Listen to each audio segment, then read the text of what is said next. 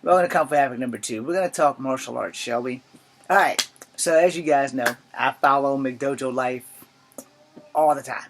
And I love those guys. So don't let this go out of proportion or take it out of control. So Rob, if you get this, because you'll probably get this first, you have outwardly admitted that you're not right about everything.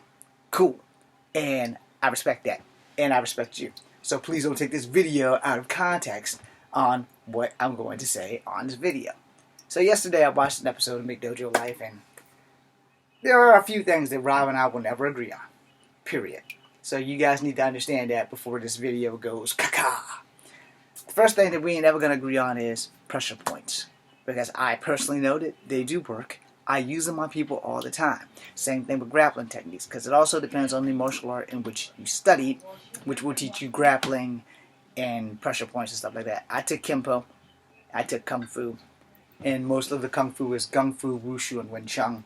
I know a little bit of animal styles, but not enough to consider myself a master.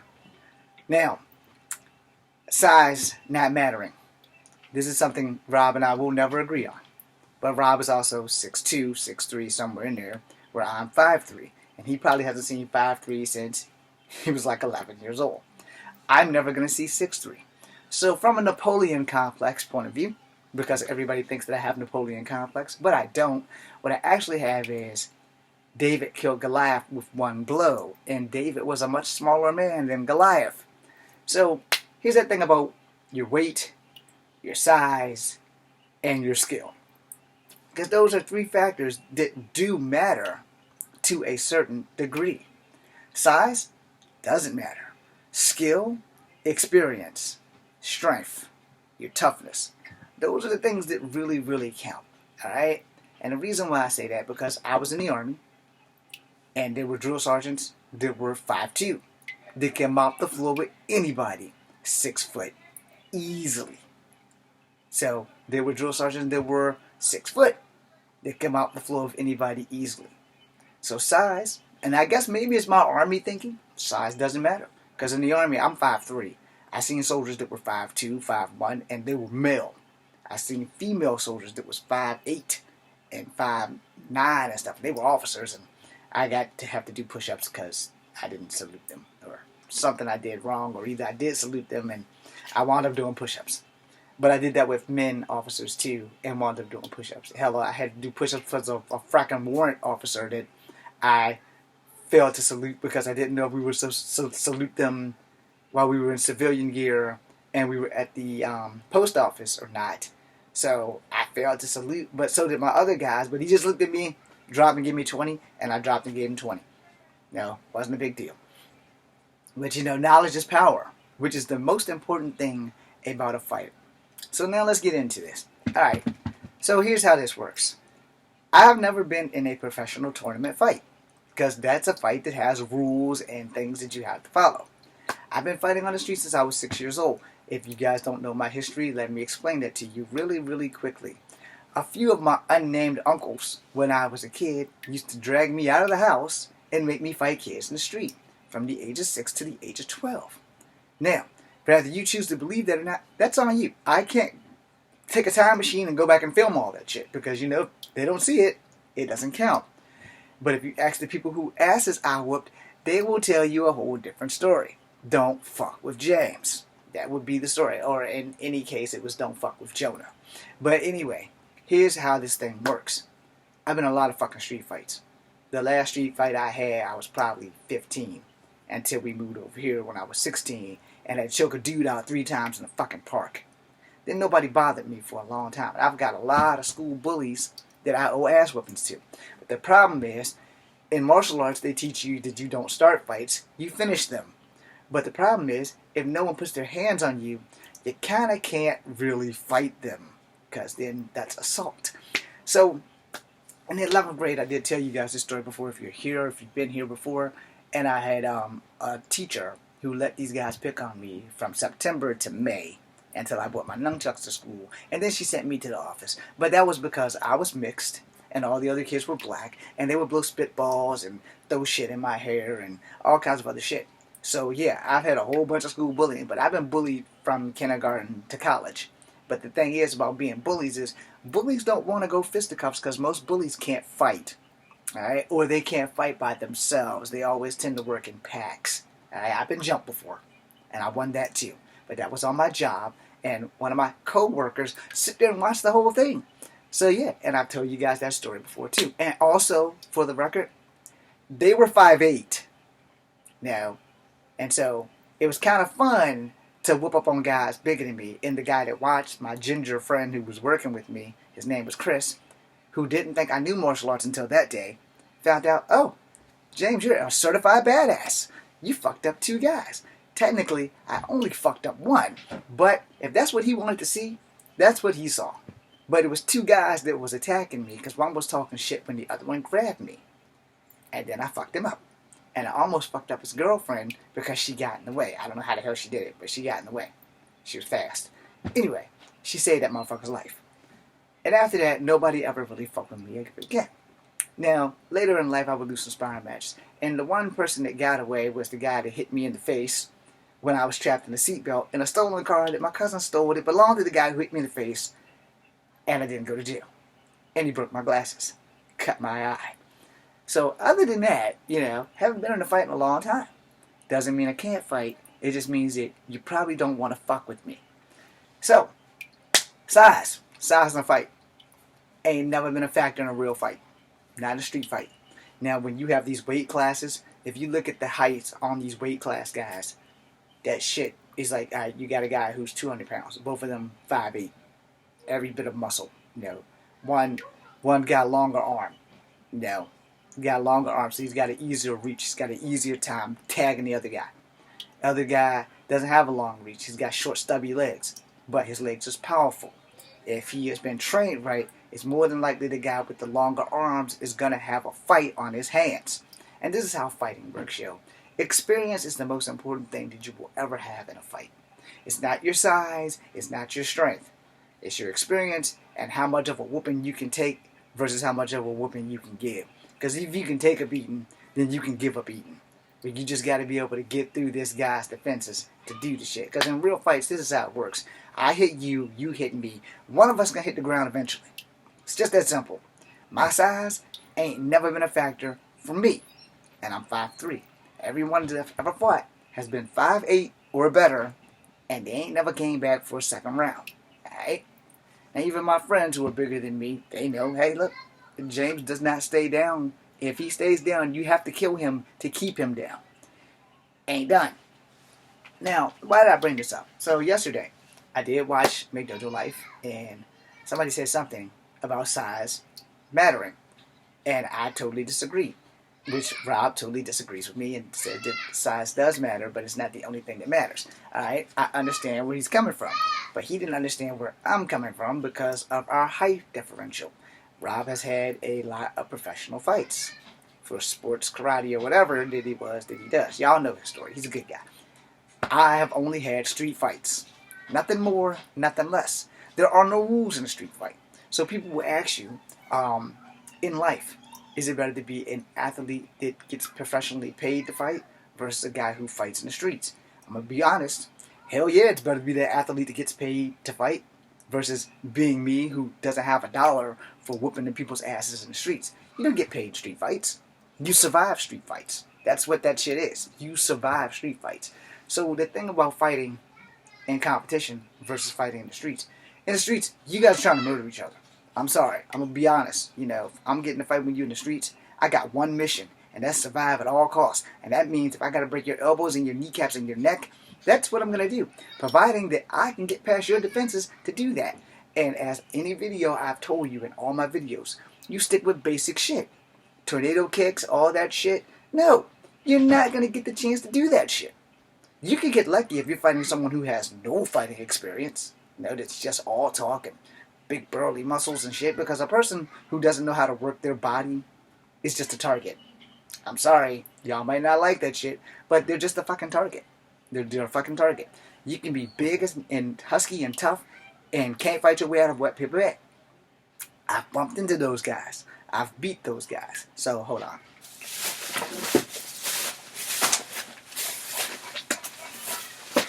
Something I ate's caught in my mouth.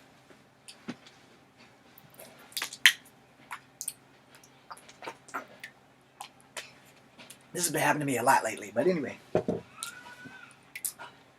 just because you're big, just because you're strong, without the skills to use it, your strength and your size is basically useless to you. I'm sorry. I'm going to tell you the truth. Where nobody else will, I'm going to tell you the truth. You can be really strong and you can be really tough and not know how to fight. Versus somebody like me who's really small and really tough, not strong at all, but I know how to fight.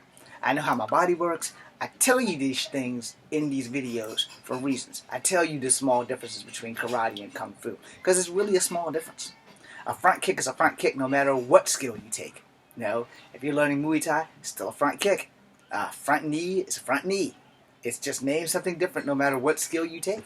Same thing with Kempo. In Kempo, if I want to use the mantis in Kempo and I want to jab you in these indentions, because everywhere there's an indention or a joint, there's a pressure point. So if I want to do that, I'm going to keep doing that until I immobilize your arm, especially if you just keep throwing them out there. You know, I've struck people in their metacarpals with 2 knuckles and have damaged their hand every time that they come. Boom! You know, what you are taught and what you can apply are a lot different out here in the street versus the dojo. Now, you can use that shit in the dojo. You can use 3% of what you learn in the dojo in the streets. 3%. And the reason why I'm going to tell you is 3%, okay, let's stretch it a little bit. We'll roughly say 10 to 17. Alright? So that way there won't be too many people complaining. Alright, here's that thing about strength.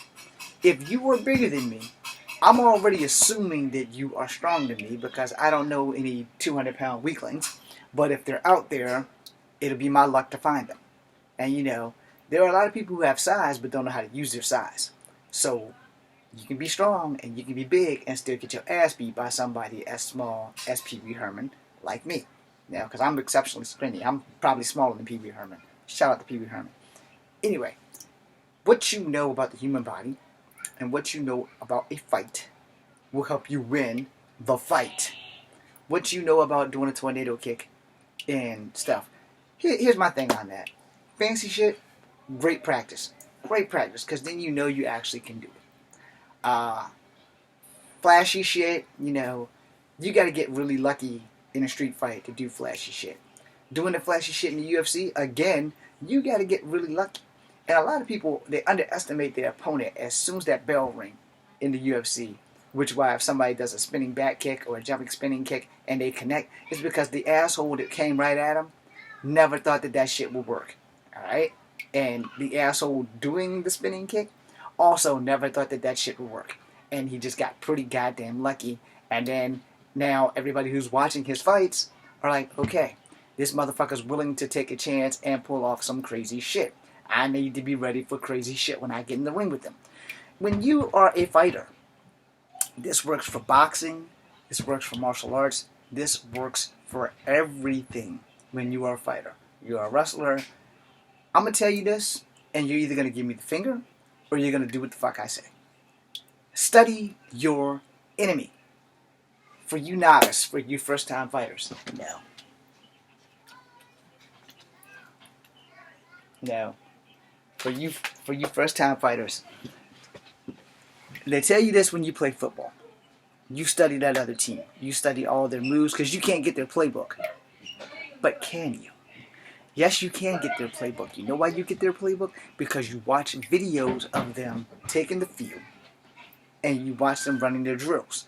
But you're not watching them as they practice because most people don't record their football teams practicing. And some people do. But yeah, for the most part, I don't think that they do. So you learn by watching their victories on how to defeat them. I know that sounds really messed up, but I'm going to explain that to you. When a boxer prepares for a fight, there's more to training than just punching the bag and hitting the gym. Some boxers, I can't give you any names because I can't confirm that shit, but some boxers will sit for hours in front of a video screen and watch this motherfucker's technique. Now, that also holds true for martial arts, wrestling, football, basketball, baseball. Because if you don't watch what your opponent has done to win, you're not going to know what happens when they hit you with that shit because you're like, oh, where the fuck did that come from? You didn't study your opponent. That's where it came from. And that's the thing about a lot of fighters that people don't understand. Alright, as I said in one of these videos, first time I learned a tornado kick, I learned it from watching the Ninja Turtles, from Raphael doing it. Then when I started learning Kempo, the hurricane kick, which is the tornado kick, I started getting better at it. I watched the reverse tornado kick from Michael Worth. And I got better at watching my tornado kick by watching Brian Genesis. Now, I mentioned that in videos, totally reworded all that shit, but Brian Genesis made me want to keep doing my tornado kick, but the first time I saw it was Raphael from Ninja Turtles in the 90s. But after I started watching Street Justice, Brian Genesis used the tornado kick as the finisher. And then Jeff Speakman would use it in The Perfect Weapon, and Michael Worth to be the best, and then Acapulco Heat. These were guys I idolized growing up because I wanted to be them. I wanted to be movie stars after I wanted to be a side job because I really just wanted to be a cop at the time because, you know, law enforcement. Now, I couldn't be a state trooper because there was a height requirement because you had to be 6 feet unless you were female, which most females make it to maybe 5'5" to 5'8". It's very rare that you get a female that's 6 foot even. You know, very, very rare. However, not impossible. Very rare, but not impossible. And most of those ladies that get that tall generally wind up being athletes anyway. Now, let me break it down for you because this is how fights work. Fight Science says it best, and, you know, Mike Chat and everybody else that I follow, including Rob, you know, that, you know, every fight is going to be different, no matter where it is or who it is.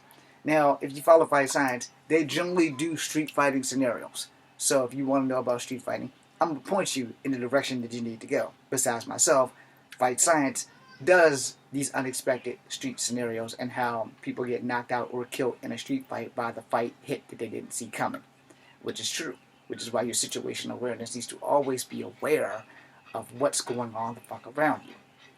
And some people just like to sucker punch people because they can't fight anyway, so they're going to try to hit you with everything they got and try to knock you out just because they're not good fighters. That's just the true fact right there. A lot of people who sucker punch people when it's like a mob mentality, the simple fact is that motherfucker that hits you, he ain't a fighter. He ain't a fighter. He's just a bitch in disguise trying to prove something to himself. Simple as that. I've never sucker punched anybody that I can remember. And if I have, oops. But anyway, the point of the matter is, in all fights, the only thing that really, really counts is your fucking skill level and your experience. Because your size is like 3%. 3% of whatever you're going to do. Your size is 3% of your fight. No. Most of the short people in the world, in the universe of existence, the tyrants, as we put it, have been really, really short people. No. And I mean really, really short people. I'll fix this in a minute. Now, my question to you is, are you going to be ready? You know, because the matter of fact of a person's size is this much in a fight. Your skills and your toughness is everything. Because you can be a good fighter and still lose to somebody who has no skills. Because shit happens. You know, it also will wake up your awareness game. Like, damn, how the hell did that happen? It happened because you underestimated your opponent, which is rule number 1. Rule number 1. Never underestimate your opponent. Don't look at a guy who's 5'3" and says, I can beat this guy. He's 5 foot nothing, 100 and nothing. And those 5 foot nothings, 100 and nothings will walk the floor with you. Because I'm one of those guys that's 5 foot nothing, 100 and nothing. And I have beaten many of motherfuckers who were 5'8" to 6'2" because they looked at me and said, he ain't nothing. Never say that. Now, rule number 2. Don't get overconfident. Those two things are yin and yang, buddy. Don't get overconfident. Because the second that you get overconfident and think that you can't be beat, is going to be the day that you're going to get beat. You know? And I say this all the time. I will openly admit that I suffer from the Batman syndrome, which is, I'm the best at what I do. That's Wolverine, but Batman says it too. I'm the best at what I do. But the difference between Batman and Wolverine is, Batman knows that there's going to be one day where it won't be a supervillain, it won't be a old mega level mutant that takes him out. It'll be some young punk with a gun, and he's going to die by complete accident. That's pretty much how I feel about it, because you know it's going to be somebody who got exceptionally lucky and it was a fucking accident. And I feel the same way. Now here's the thing, Wolverine, one of the best martial artists in the comic book world, has had his ass handed to him plenty of times, and Wolverine's actually only 5'3". So yeah, you know, yeah, don't doubt those little guys, man. At least the real Wolverine in the 616 is 5'3". Not the Hugh Jackman version, because Hugh Jackman's like 5'11", 6 feet, somewhere in there. But the thing is, you know, size does not matter in a fight. Your skill level, your strength, your toughness, all these things are factors. But your height and your weight are like peas in a pod in a fight. But now, in a professional setting, let's play devil's advocate now. In a professional setting, I'm 5'3". I'm 130 pounds. Now, not really because I'm only 120 pounds, but I am 5'3".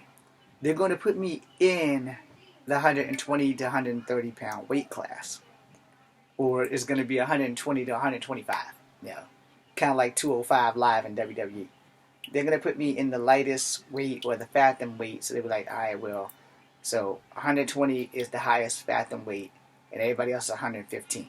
All right, so I'm going to fight a guy who's 5'8", 115 pounds, where I'm 5'3", 120 pounds.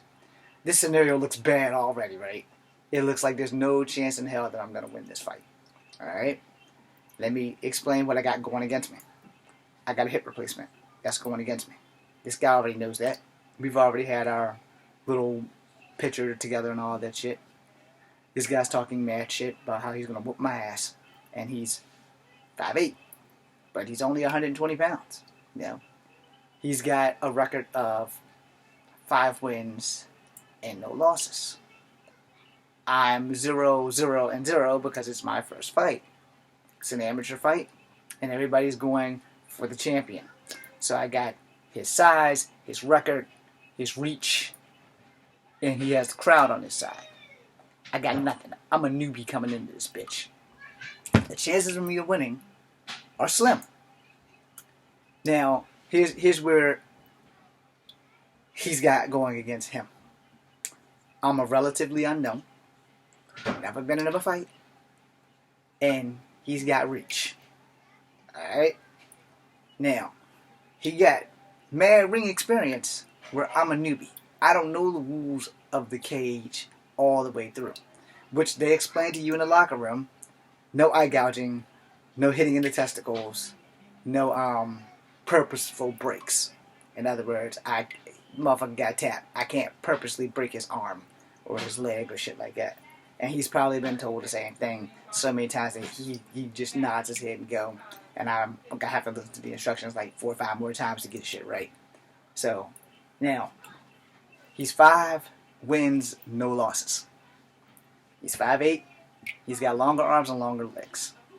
He's got mad ring experience. This shit is his fight all fucking day long. It's my first fight, and I want to be the Giant Slayer. That's all I'm thinking is that I can't fight like I do in the streets, but I want to win, and I have to be the Giant Slayer. This guy's going to mop the floor with me.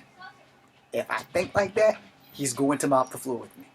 I've lost many aspiring matches by thinking that I was going to lose, and I've lost because I locked it in. Now, I think like this in real fights. I'm going to survive, and I'm going to do whatever I have to do that. Now, here we go. We're back in the ring. We got 1 round down. He's beating my ass by points. Because he's getting out there. He's playing with me. Tag, got a point. Tag, got a point. Tag, got a point. He's pissing me off. He's chin-checking me. He's hitting me in the gut. I'm not falling. He realizes something, that I'm not going down. So, he's going to try to win this bitch by points. And so, I need a knockout to win this fight. Period. It's the only way I'm going to win. Rather be a TKO or a KO. Which KOs are better, by the way. Just in case anybody didn't know. A TKO, just because it has 3 letters, doesn't make it better. It just means, technically, you knocked them out. No, I got to go for the KO. So now I'm remembering my training. I'm remembering my street fights. I'm remembering that the last time he hit me and he elbowed me. So if he can do it, I can do it. He knows the rules to a letter. I don't. So my job is to not break the rules by not getting knocked out and trying to stay the fuck conscious. So I'm going to tell you what I'm going to do. I'm going to revert back to what I know versus what I'm supposed to do in that ring.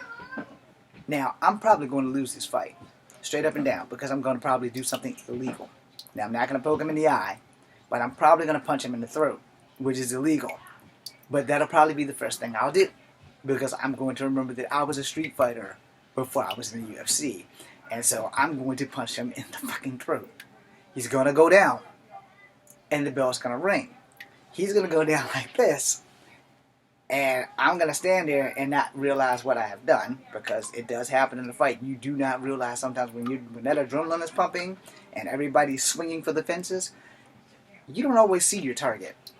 You know, you really don't. And you might, and you was going for a chin, caught him in the throat. Happens. So, you know, in real fights, I have 3 targets. Your temple, your throat, your sternum. Because if a person can't breathe, they can't hurt you. And it doesn't matter how big that motherfucker is. Anyway, that being said, you know, we make it to round 2. His scorecard's 48 points. My scorecard's 2. And again, we're thinking, this shit's not going to go another round. Now, I done proved that I can take a beating. I'm not leaking or anything, but I'm just swole up, you know. Like that chick with the elephant man head. I'm looking like that. Now, we're going to the third round. It's third and final round. And like I said, he can't knock me out. But he's got me on points. I don't know if headbutting's legal in the UFC. But I'm about to do some shit that I know for sure isn't legal in the UFC, because you can't spring off the fence and Captain America fucking punch the shit out of people. And you can do that shit in Wreck, and you can do that shit in Havoc. I don't know if you can do that shit in One Champion, but I know in UFC, you ain't supposed to be doing no kind of Captain America shit. I've been losing this fight the entire time. So now, I pull out the big guns. I spring off the fence, clock him. He drops. Now mind you, the entire time, he's been beating my ass. Beating my ass. I couldn't get a hold of him, so I couldn't put him in a chokehold, because I've been known to choke people out. I couldn't get a hold of him. I couldn't put him in an armbar, because his reach was just that good, and he was just that quick, and I just wasn't able to communicate. Now, y'all all know this is a scenario, just in case you're thinking this shit is real. So, I knock him out, third round. He is now 5-1, and I am 1-0. So, now most of the time, very rare in any newbie's career that they win their first match in. Alright? Very rare. It can happen, it does happen, but it's very rare, especially if they're going against a guy who's had more fights than them under their belt. Now let's replay the scenario and make both of us newbies to the game. We're both newbies to the UFC. We both have learned the rules in the cage and what we can and can't do. Now, this is where your skill level comes in. This is where it's mano-a-mano.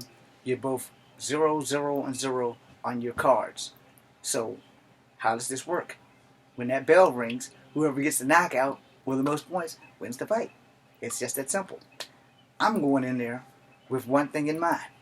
I got to knock this dude out. He's probably going in there with the same thing in mind. I got to knock this dude out. So what happens if we both knock each other out the first punch? You get a draw. That's that third 0. You get a draw. Win, lose, or draw. So y'all both get a draw. Double KO in the first round. Freak accident. Also, can happen. Now what does this go back to? This goes back to your skill level. Let's say we're both 5'8". We're both 110 pounds. Not that that's a possibility. That just means we're like super malnourished. But we knock each other out in the first round, you know, then that all would be about your skill level. That would have nothing to do with your size. Now, let's get on the real shit about your size. Alright. Here's the thing. Alright, no matter what anybody tells you, I'm going to tell you the truth. I've been in a lot of fights. All street fights. No professional. Been a lot of street fights. Anyone's ass that I've ever whooped has always been bigger than me, and they've never come back for another fight.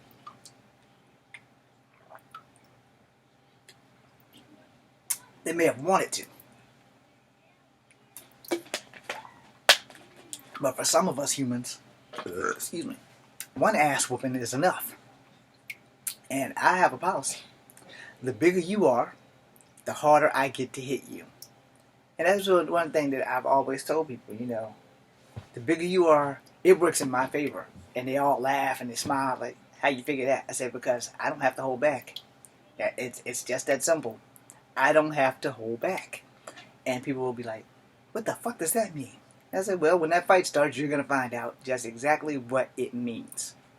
Now, as I end this video, I wanted to let you guys know I don't have a problem with McDojo life. There's no problems with me and Rob. Me and Rob only disagree on two things. Rob does not agree that pressure points work. And Rob does not agree that size doesn't matter. Other than that, those are only two things we don't agree on. But I will tell you this. I know pressure points work because I know how to use them on people. If you are not taught right, pressure points don't work. Now, I will give Rob his credit. I can't make you shit on yourself. If I hit you in star 32 versus point 15 versus 10 or 20 up here or whatever it is. I'm just giving those imaginary numbers because there's a chart and I don't have time to go through all that shit. But I can almost guarantee you that if I punch you in the throat, or if I put a tiger grip here and start clawing under these pressure points here, you're going to know that they exist. The ones behind the ear, they are very uncomfortable.